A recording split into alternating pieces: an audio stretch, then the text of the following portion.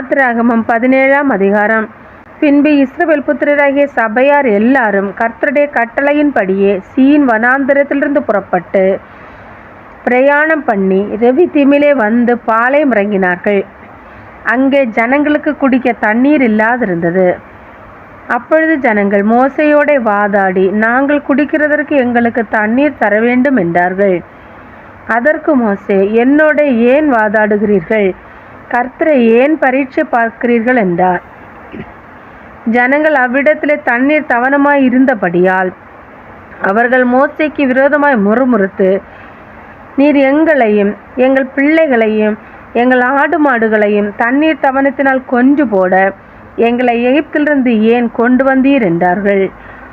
மோசே கர்த்தரை நோக்கி கூப்பிட்டு, இந்த ஜனங்களுக்கு நான் என்ன செய்வேன்? இவர்கள் என்மேல் கல்லறிய பார்க்கிறார்களே என்றான். அப்பொழுது கர்த்தர் மோசேயை நோக்கி, நீ இஸ்ரவேல் மூப்பரில் சிலரை உன்னோடே கூட்டிக் கொண்டு நீ நதியை அடித்த உன் கோலை உன் கையிலே பிடித்து கொண்டு ஜனங்களுக்கு முன்னே நடந்து போ.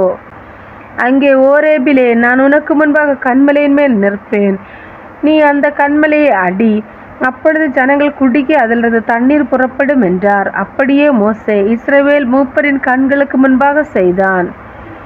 இஸ்ரவேல் புத்திரர் வாதாடினது நிமித்தமும் கர்த்தர் எங்கள் நடுவில் இருக்கிறாரா இல்லையா என்று அவர்கள் கர்த்தரை பரீட்சை பார்த்தது நிமித்தமும் அவன் அந்த ஸ்தலத்திற்கு மாசா என்றும் மேரிபா என்றும் பெயரிட்டான்.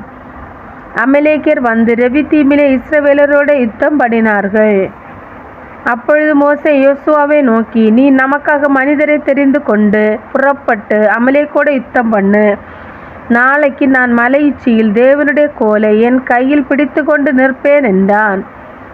யோசுவா தனக்கு மோசே சொன்னபடியே செய்து அமலேக்கோடு யுத்தம் பண்ணினான். மோசேயும் ஆரோனும் ஊர் என்பவனும் மலையுச்சியில் ஏறினார்கள்.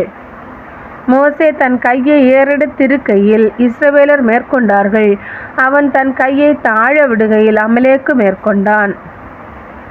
மோசேயின் கைகள் அசந்து போயிற்று. அப்பொழுது அவர்கள் ஒரு கல்லை கொண்டு வந்து அவன் கீழே வைத்தார்கள். அதின் மேல் உட்கார்ந்தான். ஆரோனும் ஊரும் ஒருவன் ஒரு பக்கத்திலும் ஒருவன் மறுபக்கத்திலும் இருந்து அவன் கைகளை தாங்கினார்கள். இவ்விதமாய் அவன் கைகள் சூரியன் அஸ்தமிக்கும் வரைக்கும் ஒரே நிலையாயிருந்தது. யோசுவா அமலேக்கையும் அவன் ஜனங்களையும் பட்டய கருக்கினாலே முறியடித்தான். பின்பு கர்த்தர் மோசேயை நோக்கி, இதை நினைவுகூரும் பொருட்டு நீ ஒரு புஸ்தகத்தில் எழுதி யோசுவாவின் செவி கேட்கும்படி வாசி. அமலேக்கை வானத்தின் கீழெங்கும் இராதபடிக்கு நாசம் பண்ணுவேன் என்றார். மோசே ஒரு பலிபீடத்தை கட்டி அதற்கு யெகோவா நிசி என்று பெயரிட்டு, அமலேக்கின் கை கர்த்தருடைய சிங்காசனத்துக்கு விரோதமாய் இருந்தபடியால் தலைமுறை தலைமுறை தோறும் அவனுக்கு விரோதமாய் கர்த்தரின் யுத்தம் நடக்கும் என்றான்.